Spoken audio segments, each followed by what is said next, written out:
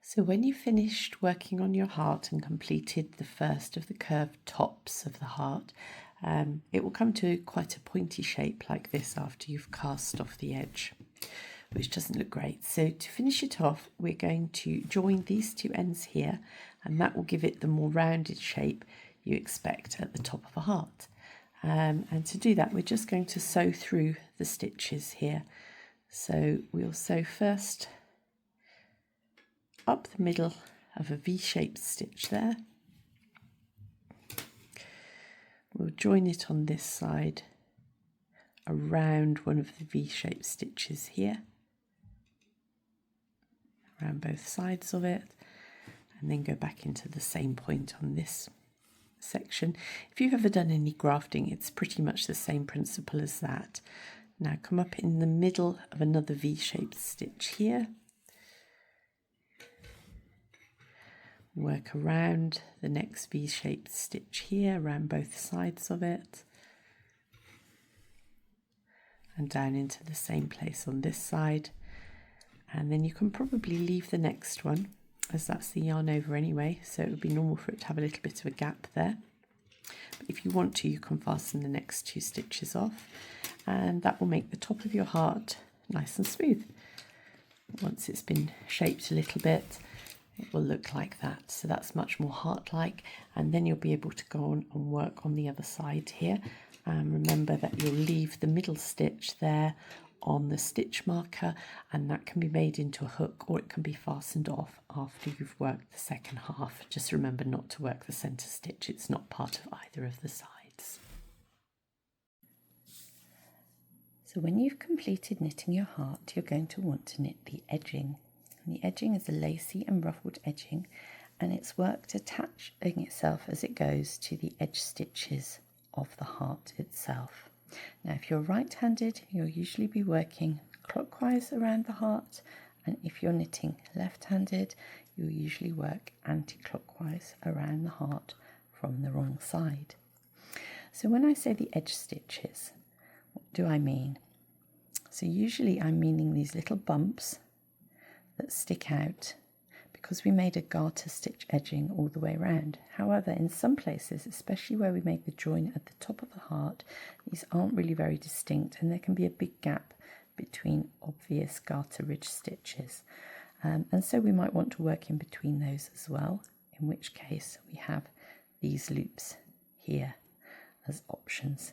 So really any single loop that you can work into around the edge can be counted as an edge stitch. And we're wanting to work into alternate rows, so either between the garter ridges and skipping the actual ridge stitch, or into the garter ridge stitches, skipping the spaces. You can do it either way, whatever feels most comfortable to you. And we'll be working all the way around. Because it's a gathered ruffle edging, you don't actually have to worry too much if you miss one or work into the wrong place or something like that. Just try and work evenly around the edge every 2 stitches as you go. If you do a little bit more and you work more frequently, it will just be a little bit more ruffled. If you work less frequently and skip one, it will be a little bit straighter and less ruffly. When you get to the bottom, you do actually want it to be more ruffled. It's got to turn a corner going round the bottom of the heart. So when we get to the bottom, we'll be working into every stitch of the cast on. And that gives us a little bit of extra ruffle as we went here. We had 6 stitches in the cast on, so we'll try and work in all 6 stitches at the bottom here. But other than that, we'll be working into alternate stitches, either the spaces between the garter ridge or the garter bump itself. So one of those, and then one of these 2. Often I find the spaces are easier to work into than the garter bumps themselves. So that's our heart there. We're going now to place the stitch on the stitch marker. You'll remember we worked 16 stitches either side and left the 17th stitch, the centre stitch, on the stitch marker. So I'm right-handed, and I'm going to place it on the left needle as if the stitch were just there. Now you can take the stitch marker off, but the beginning is slightly fiddly, so I recommend to leave it on if you're comfortable working that way, just in case you drop the stitches at the start. So we're going to join the the contrast yarn here, and I'm going to use white as my contrast colour, and I've got a new length of yarn here. I'll just get that tensioned, and I like to loop a new yarn when I'm joining it around my finger so that I've got a nice even tension to work through here. And to join it, we're just going to knit it through that stitch here. So there we go.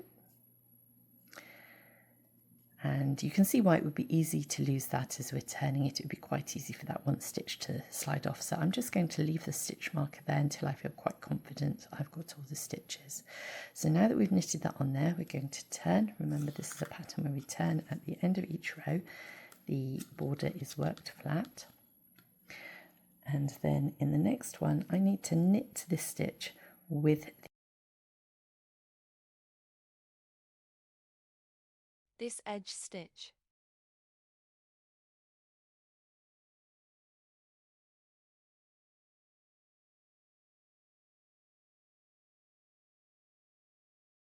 So it's a little bit fiddly. You'll probably see that more easily on the next stitch. And because I'm on the wrong side, I'm now working anti-clockwise as I'm right-handed. But when I'm on the right side, you'll see that that stitch is working in a clockwise direction around the heart. And remember, if you're left-handed, this will work the other way around. You can also see why I wanted to keep that stitch marker on there. It would be very easy to drop that stitch and lose where I'm working. So now I need, for row 2 from the right side, to knit one stitch and make an E-loop increase. And this is simply an increase that's worked around the thumb, looped over the thumb, and slid onto the needle with a slight twist. So you can see the twist closes the stitch at the bottom. So it's a really simple increase. It's one people often use at the end of rows. So I'm going to turn back to the other side again. And again, at this point, it's really easy to drop it. And then on row 3 from the wrong side, I'm going to knit to the last stitch. That's what the instruction says. But there's only one stitch to knit that increase before I'll be at the last stitch. So now I'm at the last stitch. I want to knit the last stitch together with this stitch here. So it's easier to reposition those on the working needle. I've slipped through, and then I'm going to put the other needle through from the front, and there's my second stitch attached. Turning this way, I'm going to repeat row 2.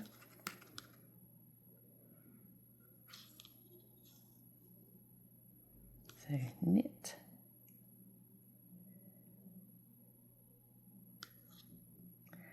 and make an E-loop increase.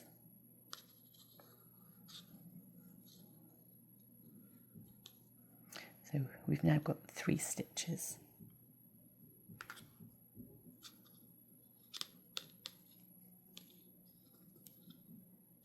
Now I'm going to do the same thing here from the wrong side, knit to the last stitch,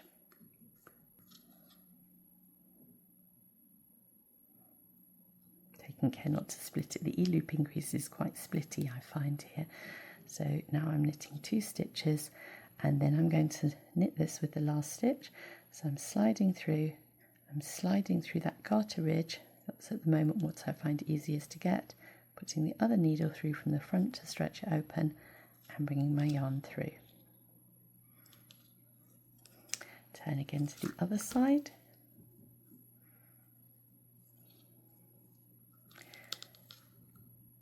So again, knitting to the last stitch, 1, 2, and 3. E-loop increase. Now I've got 4 stitches.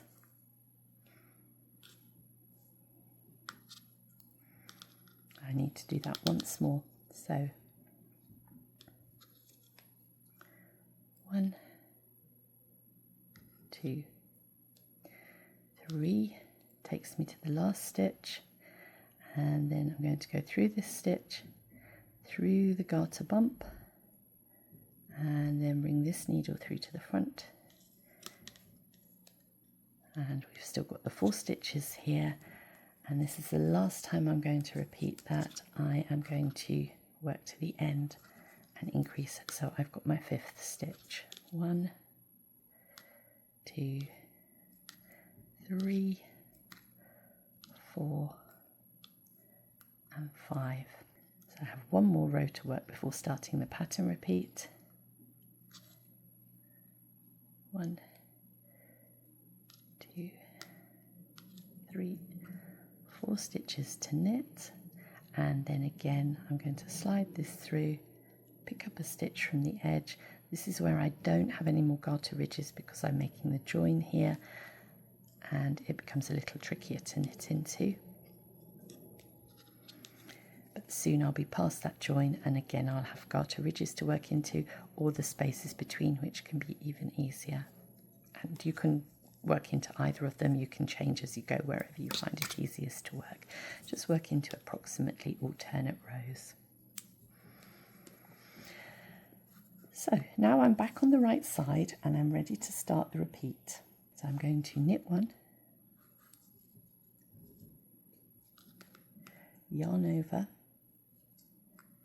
knit 2 together,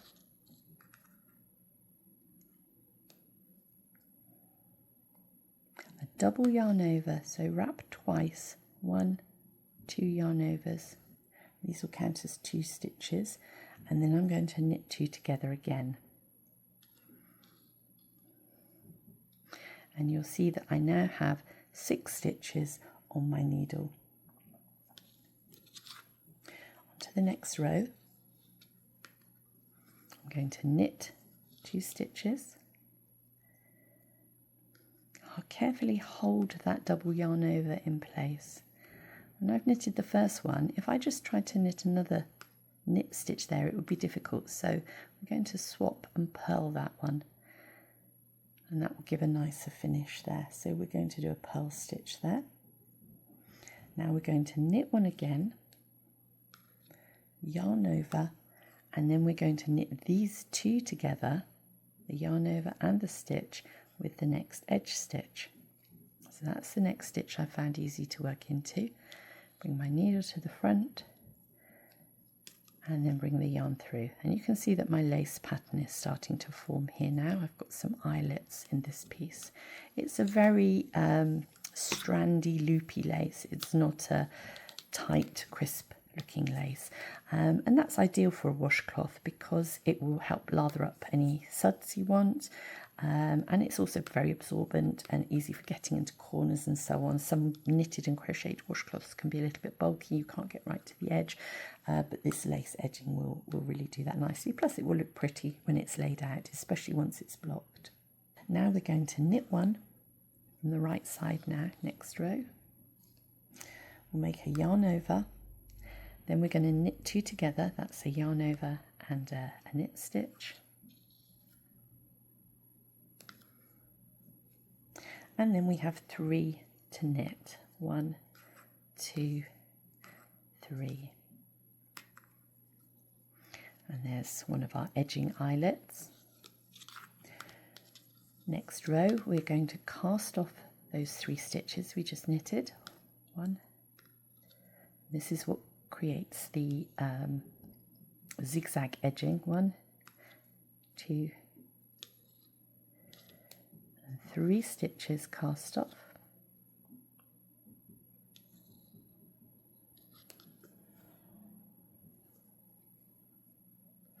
We'll now yarn over, knit 1, that's another yarn over again, and now we need to knit 1 with the next edging stitch. Now here I think this gap between the garter ridges is going to be easiest to work into. Nope. Let's work into the garter ridge then. Bring the needle around to the front and knit those 2 together. So you can see you've created that first little loop eyelet that forms the heart edging. And that's all there is to making this lace. You've got the 4 repeats, the 4 rows of repeats there. First of all, to add the double yarn over, the next one is the row that has the purl stitch in it. The third one is the one that ends with the knitting 3, and the fourth one is the one that ends with the casting off. So that's how we're making this one here. And on that row where we do the casting off and the row with the purl stitch, those are the ones where we'll be joining from the wrong side. So every wrong side row you'll be joining, and every right side row you will be leaving a gap. Now I find that when the lace is blocked, the border yarn actually puffs up a little bit and it will cover more of these stitches here. So if you're seeing any purple mixed in with the white lace of the border, they usually don't show once the piece is blocked. So let's continue with that repeat. Knit 1, yarn over, knit 2 together,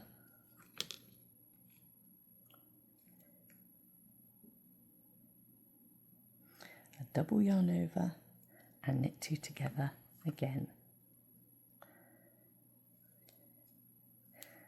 So we have 6 on the hook at that point. Knit 2 stitches, 1, 2, purl so that we catch the double yarn over nicely, knit 1, yarn over and knit 2 with the next edge stitch.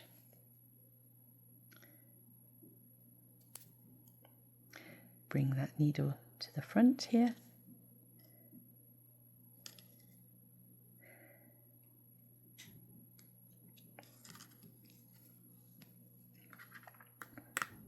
And then we're going to knit 1,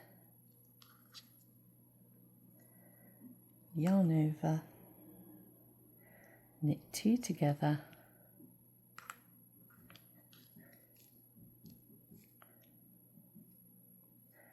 and knit 3. 1, 2, 3.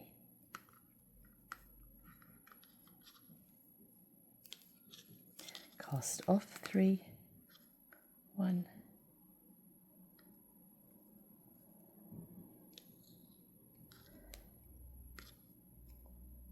2, 3.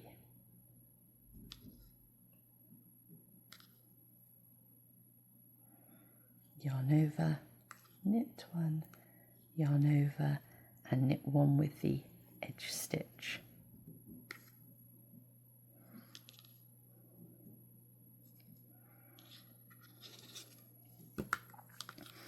And so there's our second eyelet, and this is what we'll be doing all the way around the heart until we've reached 5 row end stitches before that stitch marker or before our first stitch. 1, 2, 3, 4, 5. So we know that about here we're going to want to stop because we'll need 5 row ends to taper the heart back down to 1 stitch and make sure that it matches on both sides. So at this point you might want to remove your marker and mark that 5th row end and know that you can just keep working the border in a relaxed manner until you get there, and when you get there you're going to start tapering and following the end of the instructions.